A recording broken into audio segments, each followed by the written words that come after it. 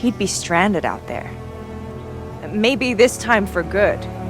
Better that than allowing Thrawn's return as heir to the Empire. Keep real Star Wars out of your goddamn mouth.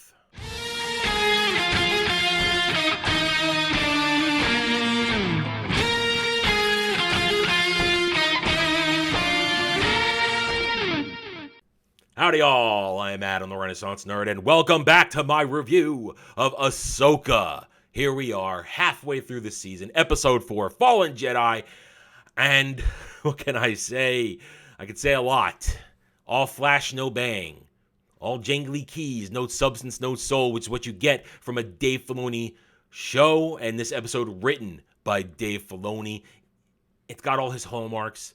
Conversations that make no sense, conversations that are shallow, dialogue that is shit, choreography that is shit, characters behaving like morons, characters behaving as though you ask the question, why are you doing this? Did you forget you can do that? Did you not understand your whole power set? Well, that's because this is Dave Filoni, inconsistent storytelling. So we're going to do that. It's going to be a lot of dissecting of how dumb it is rather than how anti-Star Wars it is, because this is such a short episode. It really is. It goes by, bloop, and you're done, and retarded shit happens.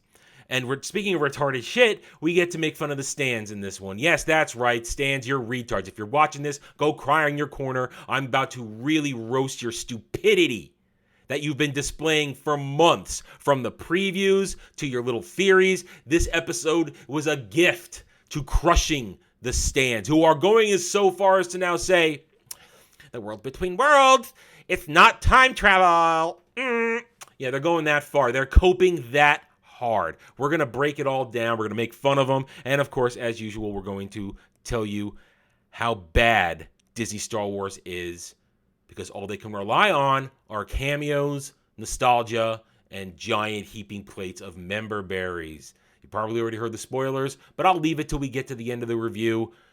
Big member berry coming. Big episode 5 is the nostalgia bait we all predicted.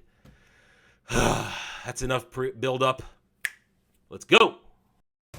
May I make one request of you both? Stay together. You always did better that way, in my opinion. Right. There we go.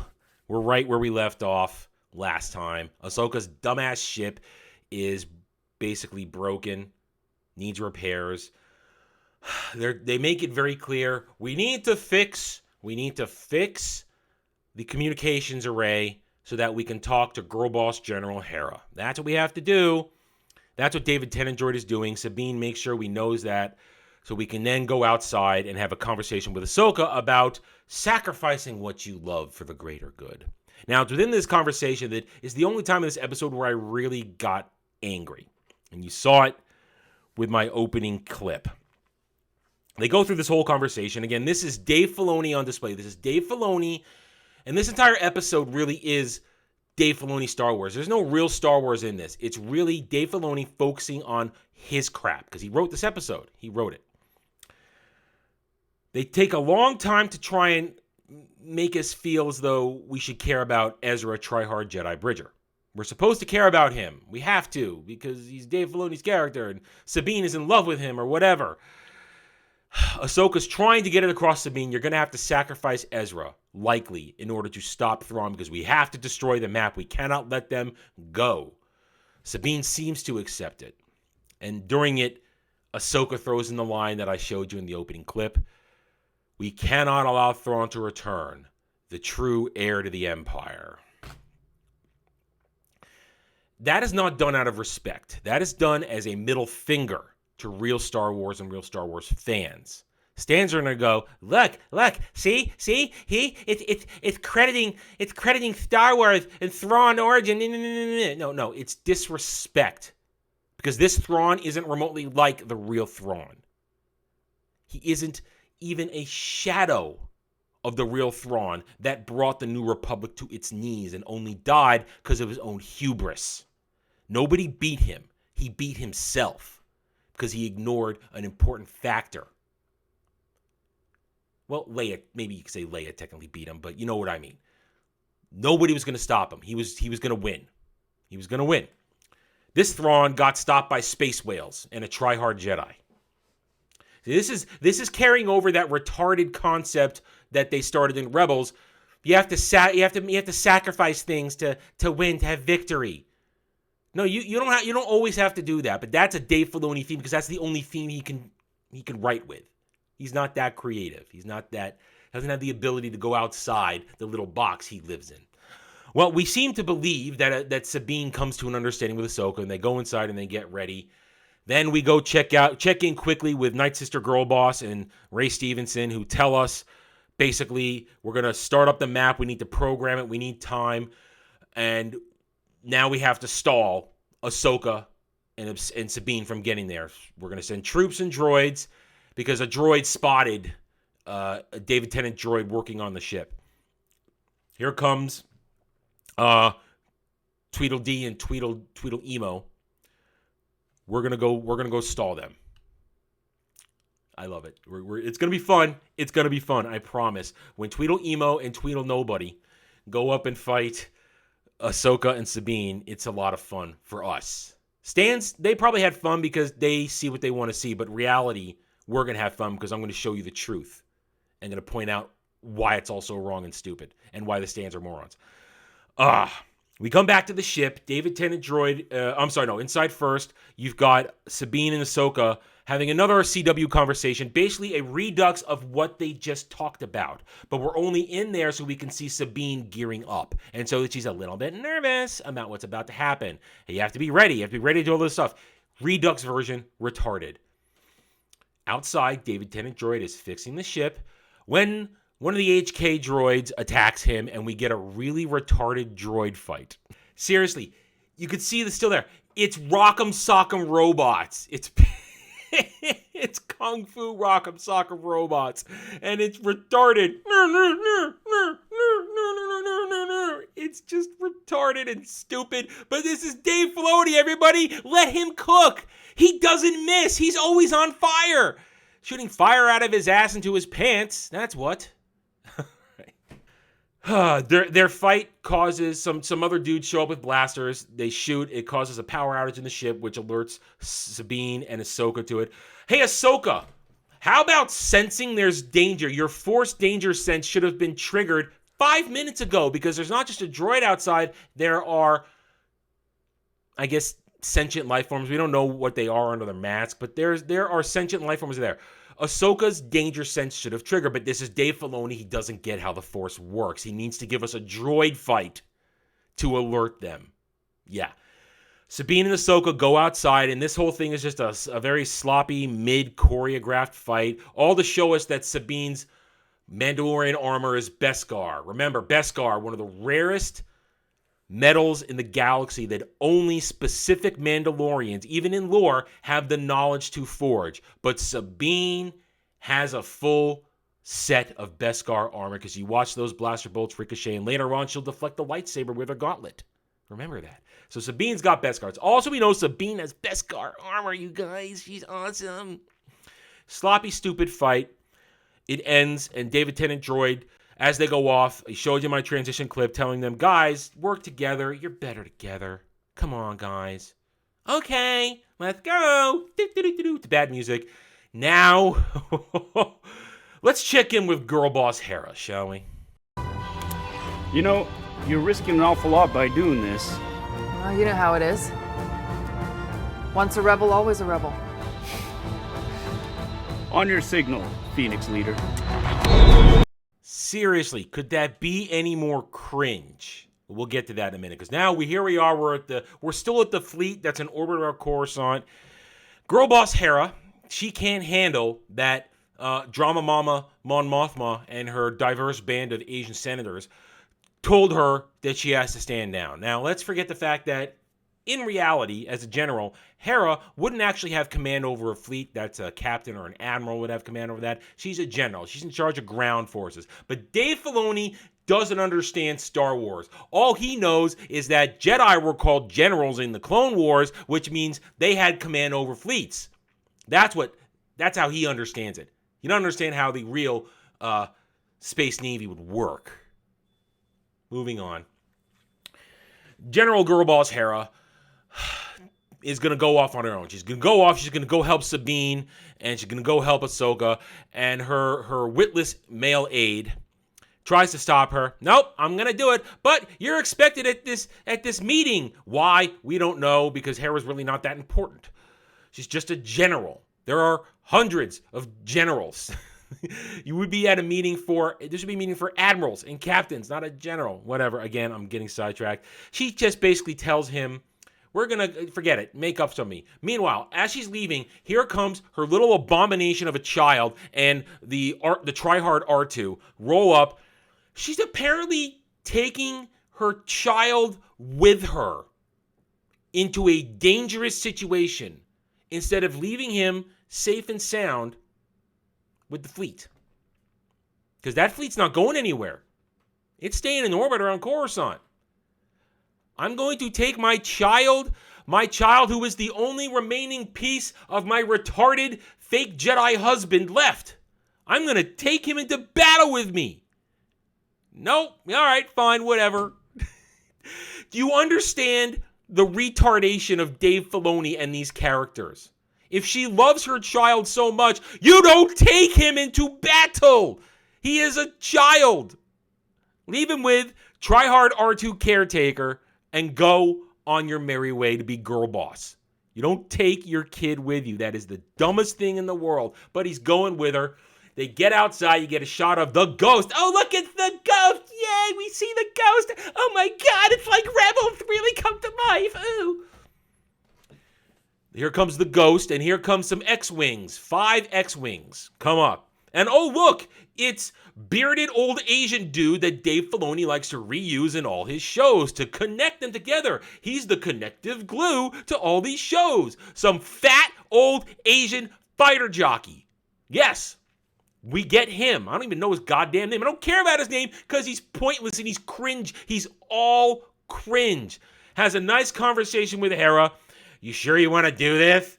And then you saw a clip. Once a rebel, always a rebel. Stands, permission to wet yourselves. Because that's all that is. That is a head pat to the stands. Once a rebel, always a rebel. Listen to mother.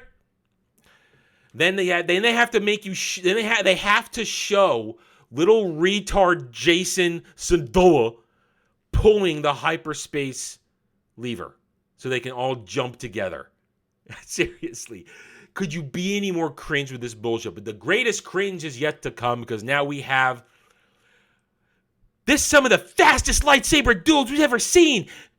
Dave Filoni's cooking, baby. No, this is more of the slowest, poorly choreographed lightsaber scenes we've ever seen. Excuse me, lightsaber duels we've ever seen. We return to the forest, where Ahsoka and 12-year-old boy Sabine in her Beskar armor come upon Tweedle Emo and Tweedle Nobody. And I say Tweedle Nobody because in about a minute, yes! They begin to separate and fight. 12-year-old boy Sabine pulls out her blaster, starts dual-wield blasting at Dark Emo Jedi Girl. And remember, Dark Emo Jedi Girl is very easily deflecting all the blaster bolts flying at her, because that's what a Force user does. They use the Force, they sense it, and it guides the lightsaber to block bolts, to block any projectiles coming at them. That's how it works. Remember that. They go off and fight on one side, and Ahsoka and Marok have their fight. Now, in the previous fight scene where they were just fighting droids and nobody blaster jockeys, Ahsoka had no problem breaking out both lightsabers just to dominate, because that's what you do when you have two lightsabers. When you're a dual wielder, you're going to dominate. Dual wield fanboy, unapologetic.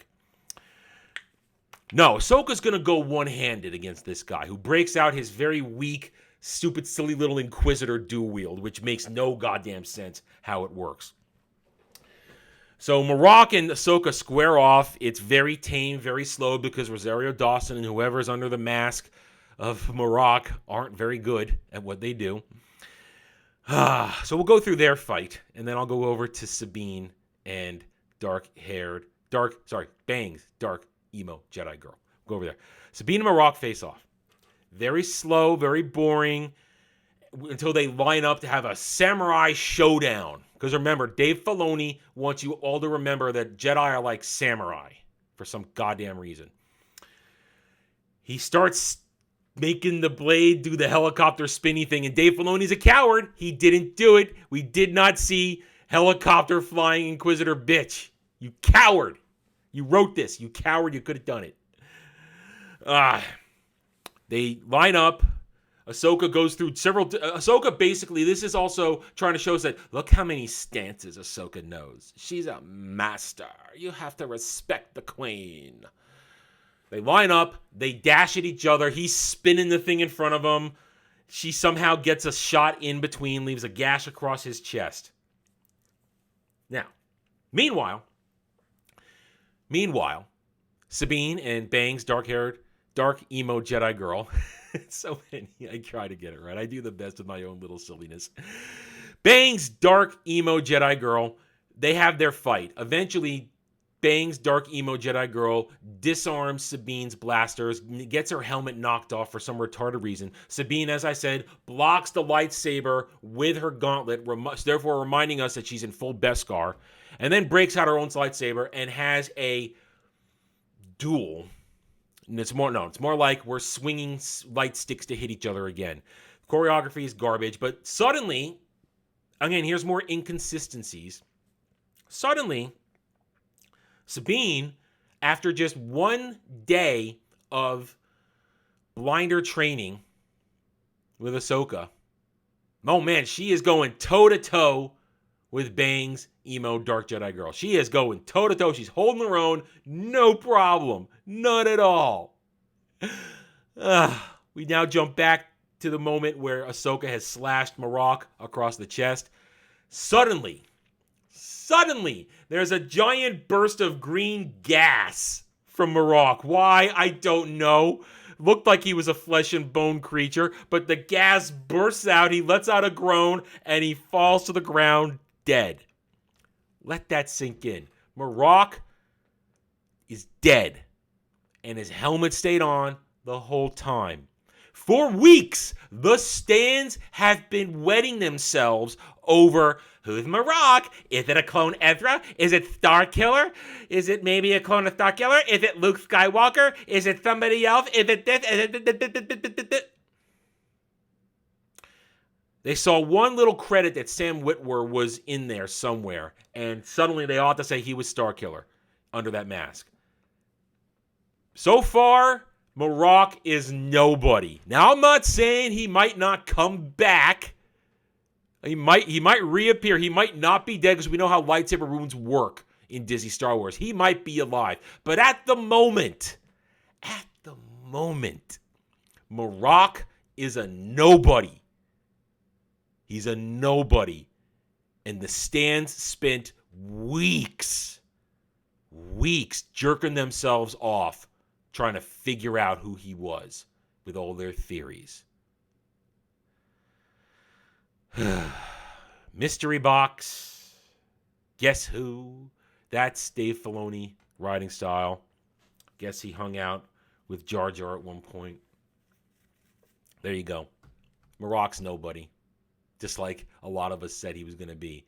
We hoped he was nobody. He is nobody. Stands look like idiots because that's what they are. Idiots. Well, let's just finish off this fight because I don't want to come back to it in the middle of Ahsoka versus Ray Stevenson. They fight it out. Now, Bangs, emo dark Jedi girl, gets the upper hand, manages to disarm Sabine, force push her around. She has her dead to rights. Lightsaber point blank. Now, Sabine fakes her out by putting her hand out. I'm going to use the Force on you. And thankfully, she didn't actually use the Force. They didn't go that far to have her use the Force. She tricks Bangs, emo dark Jedi girl. They are literally 3-4 feet apart. She quickly switches her hand and fires a bolt from her gauntlet. Remember, I said moments ago, Bangs, emo dark Jedi girl was easily blocking everything coming at her because that's how the Force works. It guides a lightsaber. She probably should have been able to block that. But she didn't. The lightsaber gets knocked from her hand and literally just falls at her feet. It's literally a foot away. That's a quick little Force pull to get it right back. But no. No, Sabine now has her dead to rights. Let's see. Sabine has her, with her, whatever's going on in her hand there, bangs emo Dark Jedi girl, breaks out a smoke bomb and runs away. Just think about that for a moment. She could have done many things. She's a Force user. She could have force pushed Sabine. She could have force choked Sabine. She could have force tossed something from behind Sabine into the back of her head. There are many options for Force telekinesis and Force use that she could have beaten Sabine with. Not forgetting her lightsaber is literally right there. Could have just gone whoop, boom. No, she is now going to run because the non-Force user Mando, who probably has no weapons left at this point, without going back to gather them all up, which she does. She now has her dead to rights. So just remember that. She could have force choked her, but she doesn't. She just runs away. Just remember that. And that's it. Their fight's over. And during this, the whole Ahsoka Ray Stevenson fight was going on. So let's go check that out, shall we? Anakin spoke highly of you. Interesting. He never mentioned you. Everyone in the Order knew Anakin Skywalker. Few would live to see what he became. Let's straight shot this right to the end. I'm not going to pussyfoot around. Night Sister Girl Boss tells Ray Stevenson to guard the map, like a good girl boss does. And as a good little lackey, he does it because he has his own motivations, his deep motivations of doing this, which we're going to go into in a moment. Then suddenly, very poor editing, here comes Ahsoka. Who knows how long it took her to get there, whatever. Now he's had time to sit down, put up his hood, waiting for her, comes around, and they have the clip I just showed you, started their conversation, which was from the trailers. Everybody knew Anakin. Never knew you. Shame they didn't see what he became. Because, well, you know what? Everybody survived Order 66. So a lot of people saw what he became because apparently it was the world's worst kept secret that Darth Vader was Anakin Skywalker. Again, discussion for a different time. Discussion I've had in the past. They banter at each other a little bit about what are you trying to do? What is your purpose? Why do you want to start a war? I'm not starting a war. Thrawn's going to start a war. I'm doing this for the greater good. See, there it is. Again, I've heard now the defense of Baylan Skoll is he's such a deep character. I'm so interested in him. He has had all of 5 scenes in 4 episodes. We know nothing about him. All we know is he's doing this for the greater good because Thrawn will usher in a new era. That's all we know. But he's so well developed. We don't know anything. Nothing. This is Stan logic, putting in their own headcanon to fill in the gaps of the very shallow writing that is Dave Filoni. Right.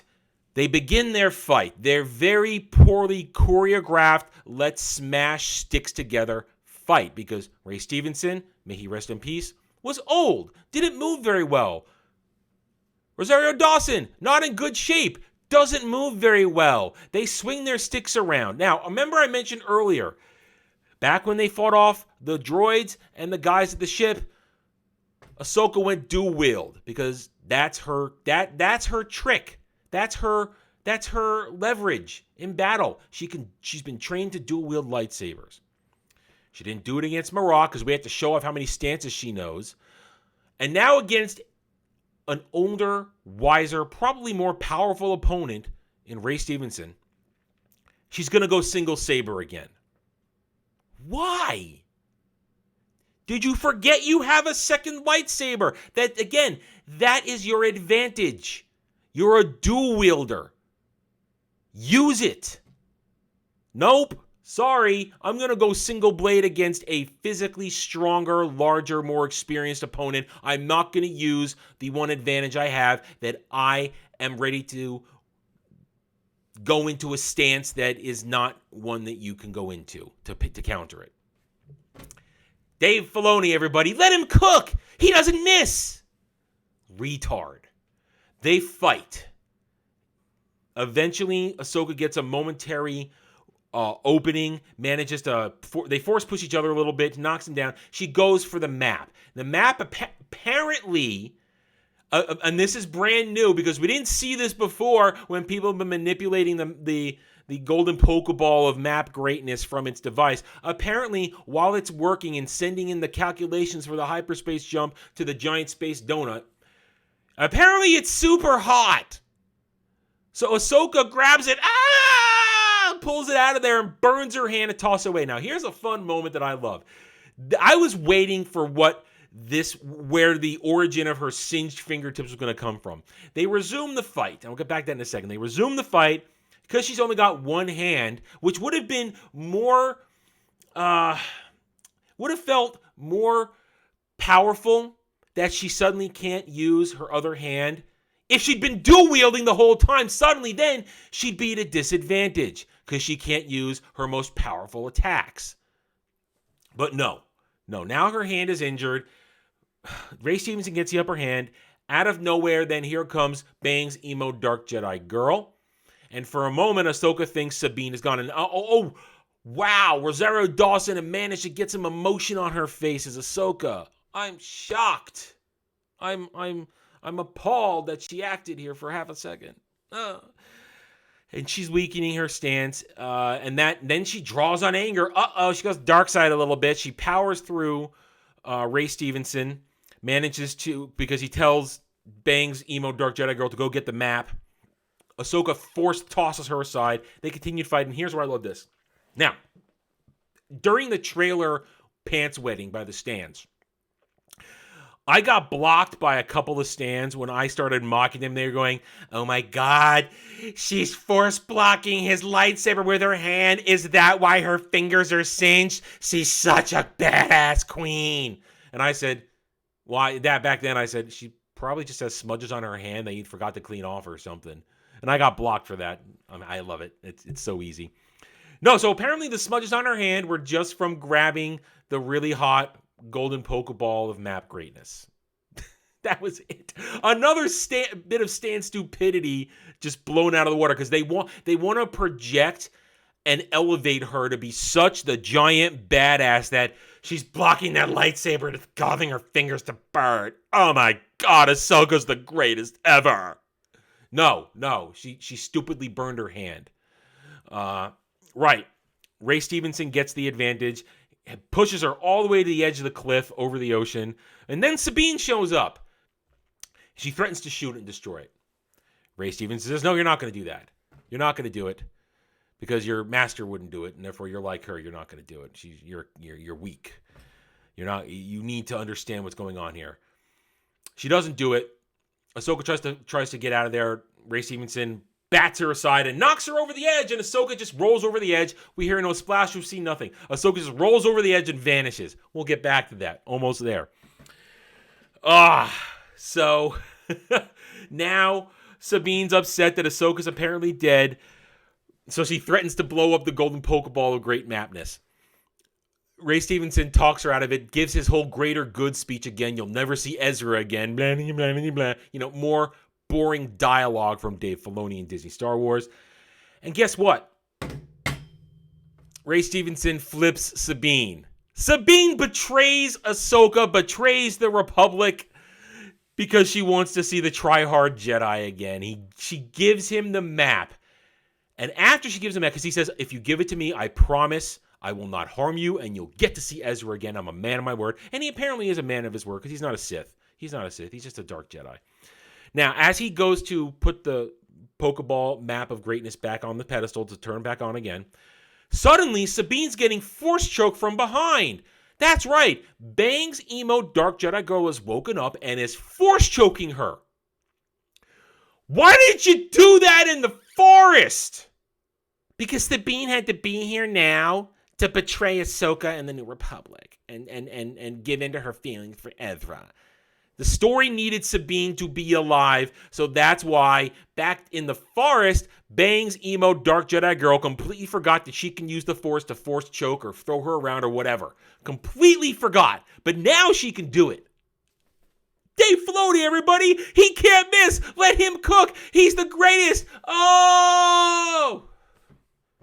God damn, I hate this. I hate Dave Filoni. Hate him. Ray Stevenson tells her to stop because he's under her protection. She does. The map resumes and the stupid countdown completes. And now, Night Sister Girl Boss tells him to get up here. We're going to go. We're taking this donut across the galaxies. Meanwhile, David Tennant droid fixes the communication array, and just as Hera and her X-Wings arrive, apparently, wow, they got there super fast. This is Coruscant. Coruscant, that's a core world. That's a core world. Wherever the hell Daneb is, man, they got there fast. God, I wish I could teleport around so quickly. It would save me hours whenever I have to go out and do my errands. I wish I could teleport travel like this. God damn it. Do they not understand the concept of time? It takes time to get places. You don't just immediately arrive. Jesus H. fucking Christ. Hera and her retards arrive as Ray Stevenson and Bangs Dark Emo Jedi Girl, and now sort of, I guess, prisoners. Even though Sabine has agreed to help them, she's in handcuffs, whatever. She just betrayed everybody. She is now a bad guy as far as I'm concerned. You just betrayed everybody.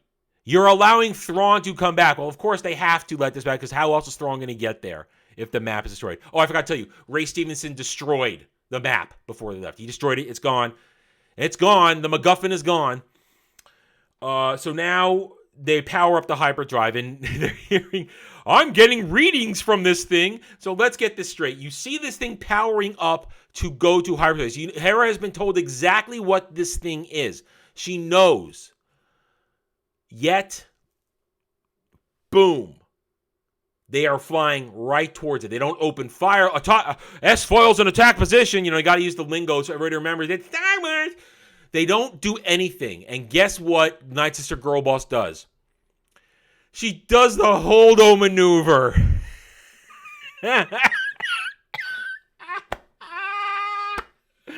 She does the Holdo maneuver. She light speeds right through them and sends everything exploding. A couple of the X-Wings crash into each other and explode. The Holdo maneuver, guys. See, it can work.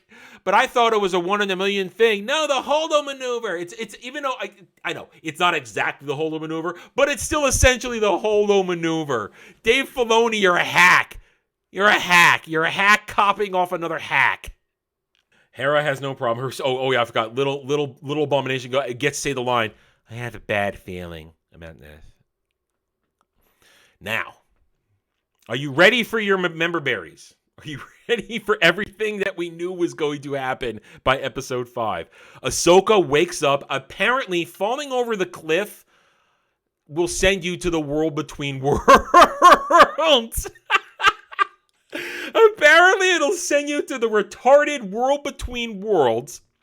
She wakes up because she hears a voice. Hiya, Snips. Oh, that is so cringe. That was cringe in Clone Wars. It's cringe here. Hey, you Snips. At least she didn't say Sky Guy. My God, if she had said Sky Guy, I would have run screaming out of the room because, again, fucking cringe. Turns around. Master? Anakin! Yes! Hayden Christensen is here, everybody! Horribly de-aged. He looks plastic. And then that's the end of the episode. Anakin's here, everybody. Guess what? Next week, it's the Anakin episode, just like we told you it would be. Here it comes, nostalgia bait. All right, let's finish this up.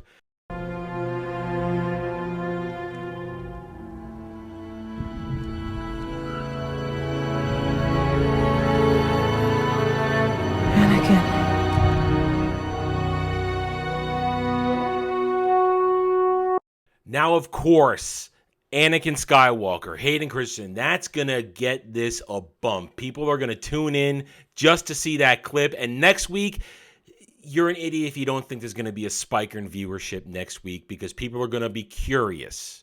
It's the Anakin episode. Hayden Christensen is back, de-aged. We're going to get to see Ahsoka go on a memory lane and a what-if spree, because that's what it's going to be. It's going to be a what-if spree. This is Disney Star Wars. In order to generate any sort of interest, you have to mine the stuff people liked from George Lucas's real Star Wars era. Because whether I like it or not, the Clone Wars, for the most part, you could take out large segments of it, and it's fine. For the most part, it is canon. It is canon, but it's George Lucas.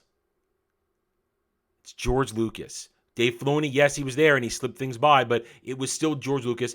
He kept the worst of Dave Filoni from happening, and we see what the worst of Dave Filoni is. Everything after 2012 that Dave Filoni did. That's without a leash. That's without a controller. This is nostalgia bait. Giant member berries. And people want to give Hayden Christensen, they want to give him a break. The guy's he's been a trooper all these years. I have no beef with him anymore. I had beef when I was younger. I have no beef with Hayden Christensen anymore. Let him exist. It's fine. It's not as bad as I remember. It's still not great, but it's not as bad as I thought it was way back when. But this is cameo time. It's Disney Star Wars cameo time yet again. The only time people are interested is when characters they know and love show up. And this is just going to bastardize it even more. Next week, it's going to be bastardization. I mean, what did they do this week? They gave us crap Star Wars battles. They gave us crap Star Wars battles. They gave us crap lightsaber battles. They gave us reaffirming the Holdo maneuver. Horrible dialogue. Characters forgetting they can use the Force, forgetting they have our weapons, forgetting everything, because this is how Disney Star Wars works out. Dave Filoni works. Something's only useful when you need it, and then conveniently forgotten in order to push forward a very poorly planned and executed plot. That's simple. Next week, it's going to be a fun one. I can't wait to roll my eyes, and they're going to ruin Anakin just like they ruined Obi-Wan. I mean, why isn't he a Force here? Why does he have his lightsaber? Why does he have his lightsaber?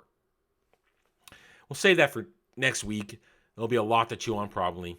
Thank you for watching. Hope you enjoyed the review. Hit that like button, subscribe to the channel, and I'll see you next time. Take it easy. Thanks for watching, everybody. If you'd like to reach out to me, please email me at theranernerd@gmail.com for all channel business purposes.